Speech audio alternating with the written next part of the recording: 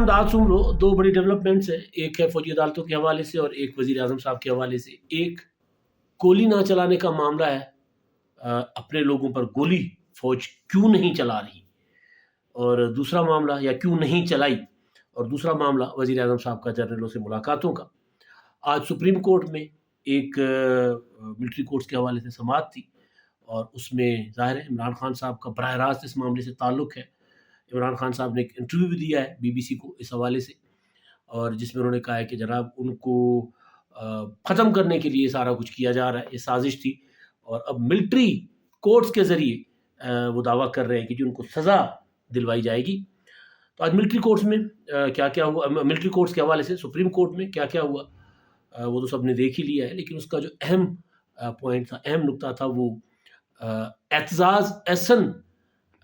کے ساتھ جو چیف جسٹس کا مکالمہ یا اعتزاز احسن نے جو کہا تھا، اس پر چیف جسٹس صاحب نے جو بات کی ہے اس نے بات کھول دی ہے۔ اور ایک چیز چیف جسٹس صاحب نے واضح کر دیا ہے کہ جی ہم آئینی غیر آئینی جو اقدام ہوگا اپنے شہریوں کے خلاف وہ کسی صورت قبول نہیں کریں گے، لیکن اپنے جانے کے بعد ہم ابھی اس معاملے کو کا فیصلہ نہیں کر سکتے، کیونکہ فل کورٹ کی ڈیمانڈ ہے، اور اس کے ساتھ ساتھ پھر جو 6 رکنی بینچ ہے اس میں بھی چیف جسٹس صاحب نے خود کہا ہے کہ جی اس میں بھی جو ہمارے ساتھی جج صاحبان ہیں وہ چھٹی پر جانا چاہ رہے ہیں، وہ کہتے ہیں کہ جی ہمیں ذرا چھٹی دی جائے تاکہ ہم بھی ذرا تھوڑا سا ریلیکس کریں، سکون کریں۔ تو لہٰذا روزانہ کی بنیاد پر سماعت کی استدعا تھی اعتزاز احسن صاحب کی، وہ مسترد ہو گئی، اور پھر کہا گیا کہ جی 1 مہینہ تو ابھی اس طرح بینچ اویلیبل نہیں ہوگا، جج دستیاب نہیں ہوں گے، تو ہم کس طرح کر سکتے ہیں۔ تو یہ سمجھا جا سکتا ہے کہ اب وہ جو ایک اندازہ تھا یا ایک انفارمیشن کی بنیاد پر کچھ چیزیں ہم نے آپ کے سامنے رکھی تھی، اور اس کے ساتھ ساتھ پھر اس پر اپنا جو تجزیہ دیا تھا کہ چیف جسٹس صاحب یہ وزن خود نہیں اٹھانا چاہ رہے، نہ فوجی عدالتوں کو الو کریں گے کہ وہ 9 مئی کے واقعات میں ملوث جو پی ٹی آئی کے لوگ ہیں ان کا ٹرائل کریں، اور نہ پھر وہ فوجی عدالتوں کو کے خلاف جو پٹیشن ہے وہ منظور کریں۔ یہ سارا کا سارا بوجھ وہ منتقل کریں گے آنے والے چیف جسٹس قاضی فائز عیسیٰ کی طرف۔ آپ کو یاد ہوگا قاضی فائز صاحب کو جب سے یہ چیف جسٹس صاحب آئے ہیں، یا پھر جب سے عمران خان صاحب کی حکومت آئی ہے، تو وہ زیر عتاب بھی رہے، زیر عتاب رہنے کے علاوہ، یعنی جج زیر عتاب، یہ کم تصور ہوتا ہے اس طرح کا، بہرحال وہ زیر عتاب رہے، اور زیر عتاب رہنے کے علاوہ ان کو مقدمات میں بٹھایا نہیں جاتا تھا، بینچز میں نہیں بٹھایا جاتا تھا، تو لہٰذا وہ ظاہر آئسولیشن کا شکار کر دیے گئے تھے، لیکن ہمت ہے ان کی، وہ ڈٹے رہے اپنے اس محاذ پر، اور اب وہ چیف جسٹس بننے جا رہے ہیں۔ تو چیف جسٹس صاحب نے، جسٹس عمر عطا بندیال صاحب نے، جب ملٹری کورٹس کے خلاف پٹیشنس آئیں، عمران خان کی پٹیشن، اعتزاز احسن کی پٹیشن، جسٹس جواد ایس خواجہ صاحب کی پٹیشن، اور کچھ اور پٹیشنس تھیں، تو ان میں انہوں نے مستقبل کے چیف جسٹس قاضی فائز عیسیٰ صاحب کو بینچ کا حصہ بنا لیا تھا، 9 رکنی بینچ بنا دیا۔ تو قاضی فائز صاحب نے کہا کہ جی ہم تو اس عدالت کو عدالت ہی نہیں مانتے، جب تک پریکٹس اینڈ پروسیجر ایکٹ کا فیصلہ نہیں ہو جاتا تب تک یہ عدالت نہیں ہے، تو لہٰذا آپ یہ کارروائی ہی نہیں کر سکتے۔ بینچ کا حصہ نہ ہونے کا سوال تو تب ہو نا جب یہ بینچ ہو، یہ بینچ ہی نہیں ہے، یہ عدالت ہی نہیں ہے، تو لہٰذا انہوں نے اپنے آپ کو اس معاملے سے الگ کر لیا تھا۔ جسٹس سردار طارق مسعود صاحب نے قاضی فیصل صاحب کے ساتھ اتفاق کرتے ہوئے کہا کہ جی بالکل ٹھیک کہہ رہے ہیں قاضی صاحب، میں بھی اس بینچ کا حصہ نہیں رہنا چاہتا، اور بلکہ میں بھی اس کو بینچ نہیں مان رہا۔ اس کے بعد جسٹس منصور علی شاہ صاحب کے اوپر اعتراض آیا، وہ بھی الگ ہو گئے۔ اب یہ معاملہ اس وقت اندازہ ہو گیا تھا کہ قاضی فائز عیسیٰ صاحب کو کیوں چیف جسٹس صاحب نے بینچ کا حصہ بنایا ہے، اچانک ان کی ممتا کیوں جاگی۔ تو ظاہر اس میں اندازہ لگانا مشکل نہیں تھا کہ چیف جسٹس صاحب جو ہے وہ اب قاضی فائز صاحب کے کندھے پہ بندوق رکھ کے چلائیں گے، کیونکہ قاضی فائز عیسیٰ صاحب آئین اور قانون کے مطابق چلنے والے جج ہیں۔ وہ فیض آباد دھرنا ہو یا دوسرے معاملات ہوں، اس میں وہ پریشر میں نہیں آتے، وہ فیصلے کرتے ہیں، اپنے ضمیر کے مطابق فیصلے کرتے ہیں، تو لہٰذا وہ اگر بینچ کا حصہ ہوں گے تو ذرا آسانی ہو جائے گی، سہولت ہو جائے گی فوج کی منشا کے خلاف فیصلہ دینے، کیونکہ یہ فوجی عدالتوں میں ٹرائل 9 مئی کے واقعات کا میں جو ملوث لوگ تھے، جنہوں نے فوجی تنصیبات پر حملے کیے، جنہوں نے کور کمانڈر ہاؤس کو جلایا، جنہوں نے شہداء کی یادگار مسمار کی وہ جلایا، توہین کی شہداء کی، فوج کے خلاف ایک بغاوت. اب تو وزیر اعظم صاحب کہہ رہے ہیں نا کہ جی اندر سے کو تھا آرمی چیف کے خلاف. یہ چھوٹی بات نہیں ہے جو وزیر اعظم صاحب کہہ رہے ہیں. تو لہٰذا یہ معاملہ، اس میں وہ چیف جسٹس صاحب خود یہ بوجھ اٹھانے کے اپنے آپ میں صلاحیت شاید نہیں سمجھ رہے تھے، اس لیے انہوں نے چیف جسٹس قاضی فیصل صاحب کو بینچ میں شامل کیا تھا. لیکن وہ انہوں نے کہا کہ جی میں پریکٹس اینڈ پروسیجر ایکٹ کے علاوہ کے فیصلے کے علاوہ میں نہیں بیٹھ سکتا کسی بینچوں میں. تو معاملہ ظاہر متنازع ہو گیا. 6 رکنی بینچ نے اس کی سماعت کی ہے آج بھی، اور آج بھی استدعا یہی تھی کہ یہ بھی فیصلہ کر لیں، آج ہی فیصلہ کر لیں اس معاملے کا. سردار لطیف کوسا نے کہا آج ہی کر لیں. اس میں چیف جسٹس صاحب نے کہا کہ جی نہیں، یہ اتنا جلدی نہیں ہو سکتا. اٹارنی جنرل صاحب نے ان کو یقین دہانی کرائی کہ جی فوجی قیادت نے یہ ہمیں یقین دلایا ہے، گارنٹی کروائی ہے، ہم سندھی میں کہتے ہیں خاطری کرائی ہے، یقین دہانی کروائی گئی ہے کہ جی ایشورٹی ہے ان کی طرف سے کہ کسی کے خلاف جو ہے فوجی عدالت میں یعنی کسی غلط بندے کے خلاف جو واقعات میں ملوث نہ ہو، اس کے خلاف فوجی عدالتوں میں ٹرائل نہیں ہوگا، اور جن کا ہوگا ان کے آئینی اور قانونی حقوق کا تحفظ کیا جائے گا. ان کو وکیل کا حق ہوگا، ان کو اپیل کا حق ہوگا، اپیل بھی ہائی کورٹ اور سپریم کورٹ میں. تو لہٰذا یہ نہ سمجھا جائے کہ فوجی عدالت کا جو فیصلہ ہوگا اس کے بعد بندے کے پاس کوئی فورم نہیں ہوگا اپنا مدعا پیش کرنے کے لیے یا اپنا مقدمہ لڑنے کے لیے، تو فورم دیا جائے گا. تو آج اعزاز احسن صاحب کے وکیل لطیف کوسا صاحب نے کہا کہ جی نہیں، اس کو جلدی کریں. اور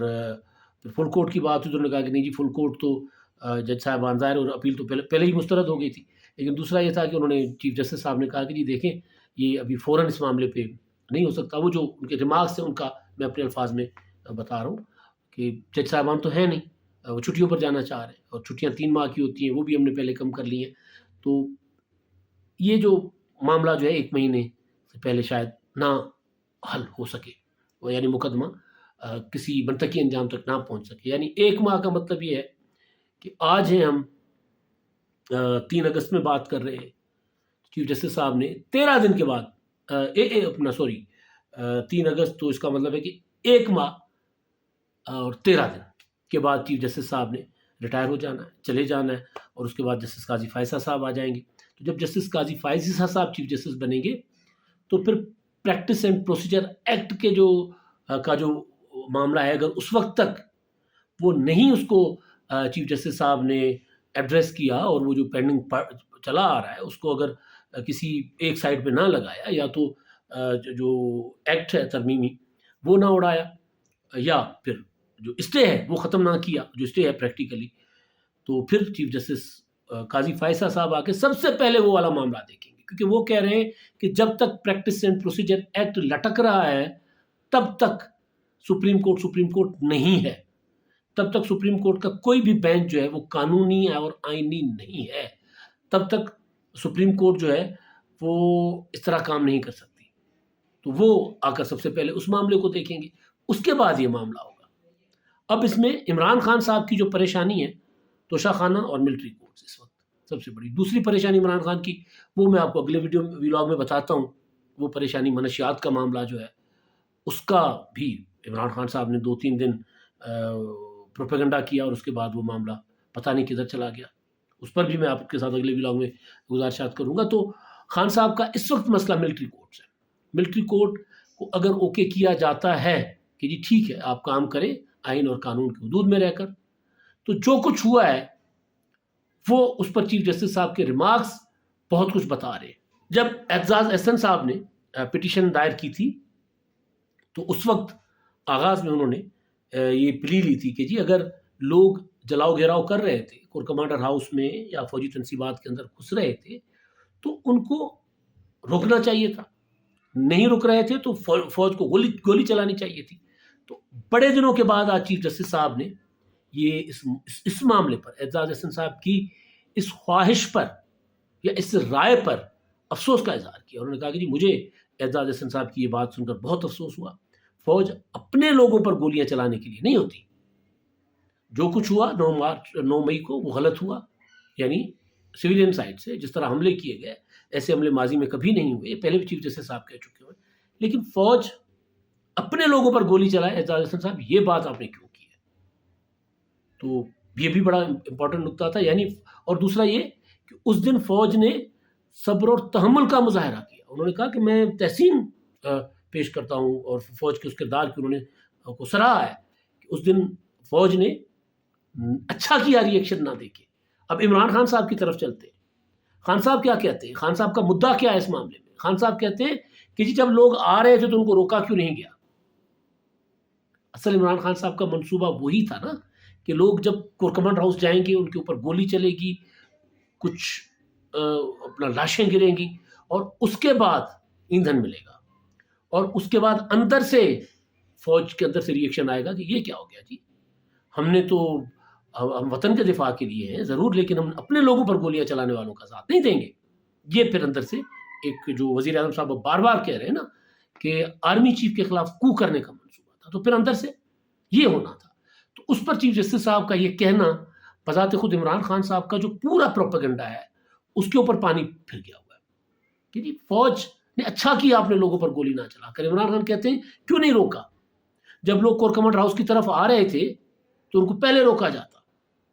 फिर ये कहते हैं कि जी मुझे गिरफ्तार किया गया, कमांडोज ने मुझे गिरफ्तार किया, तो लोगों ने कहाँ जाना था? लोगों ने उधर ही जाना था ना जहाँ फौज होती है, तो लिहाजा वो जस्टिफाई कर रहे होते ना। लेकिन चीफ जस्टिस साहब इस मामले में जो रिएक्शन था इमरान खान की गिरफ्तारी का, उसको वो उसका साथ या उसके लिए उनके वो नरम गोशा उनके लिए नहीं है उनकी रिमार्क्स में। लेकिन जो फौज या चीफ जस्टिस साहब कौन से? उमर बंदयाल साहब। मैंने आपको पहले भी बताया कल परसों और आज भी अपने व्लॉग्स में कि अब इमरान खान साहब का अगला टारगेट चीफ जस्टिस साहब होंगे, उमर बंदयाल साहब होंगे। तो लिहाजा जो चीफ जस्टिस साहब की ये बातें, अब इमरान खान साहब जो आधी आधी रात को उठकर अब व्लॉग करना शुरू हो गए, तो इमरान खान साहब को ये परेशान करेंगे। इमरान खान साहब को डरावने ख्वाब आएंगे, उठकर रातों को फिर इसी तरह बैठ जाएंगे, कहेंगे जनाब लगाओ कैमरा, कम से कम मैं लोगों के साथ तो बात करूं, अकेला बैठते हुए मैं डरता हूं, घबराता हूं। कभी लोगों को कहा करते थे घबराना नहीं है। तो जो आज के जो रिमार्क्स है चीफ जस्टिस साहब के, फौज की तहसीन करना 9 मई के किरदार पे, और फिर 9 मई को जो कुछ हुआ उसके ऊपर बार बार चीफ जस्टिस साहब का ये कहना कि जी जिंदगी में कभी उन्होंने ऐसा नहीं देखा, इस तरह का रिएक्शन जो आया। तो गोया चीफ जस्टिस साहब जो इमरान खान साहब मांगने गए हैं वो उनको देने को तैयार नहीं है। जब वो देने को तैयार नहीं है तो उसके बाद फिर आधी रात को उठकर इमरान खान साहब का डरना, घबराना, पसीनों पसीने हो जाना, फिर सो ना पाना, वो तो क्या कहते हैं हक बजानी भाई खान साहब। फिर ये तो लोग कहते हैं ना वो ये तो होगा, फिर ये तो होगा। अच्छा, अब इसके ऊपर सोने पर सुहागा, या फिर सिंधी में कहते हैं डुबरियत मच्छर, यानी एक कोड़ ऊपर से खुजली। तो अब इसके ऊपर एक जो नई चीज़ आई है वो वज़ीर आज़म साहब ने की है, और वज़ीर आज़म साहब ने जो किया है यानी वो नमक पाशी की है, वो ये है कि उन्होंने कहा कि जी मुझे नहीं बुरा लगता कोई मुझे एस्टेब्लिशमेंट का आदमी कहे, मैं हूँ, मुझे कहते रहे, मैं आर्मी चीफ से मुलाकात करता हूँ, करता था, करता रहूँगा। मुझे कोई नहीं रोक सकता सिपहसालार से मुलाकात करने से। मैं अपने वतन की खातिर, अपने मुल्क की खातिर, मुल्क की तरक्की की खातिर आर्मी चीफ से मिलता हूँ। पहले भी मिलता था, अब भी मिलता हूँ। सिपहसालारों से मिलने में मुझे कोई नहीं है कबाहत,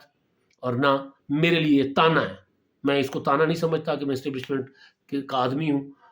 अब ये वो पॉइंट है जो एक तरफ चीफ जस्टिस साहब का इस पर गुस्सा करना कि फौज अपने लोगों पर गोली क्यों चलाती, और 9 मई को फौज ने जो कुछ किया ठीक किया, और फिर उसके बाद शहबाज शरीफ साहब का ये कहना कि जी मुझे तो आर्मी चीफ के साथ काम करते हुए मज़ा आता है। जिस तरह देखे ना थोक के हिसाब से कानून साजी हो रही है, बेतादी भी बिलबिला उठे, ये और किसी के लिए परेशानी की बात हो ना हो, इमरान खान साहब के लिए बहुत ज़्यादा टेंशन वाली बात है। क्योंकि इमरान खान साहब जो हैं वो